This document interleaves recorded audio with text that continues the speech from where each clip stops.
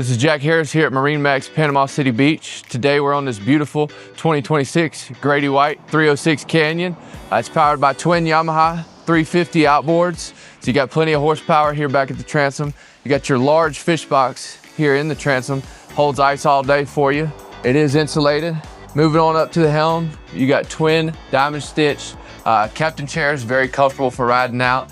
You do have the electronic throttles and the Helm Master joystick, which makes docking a breeze with this boat.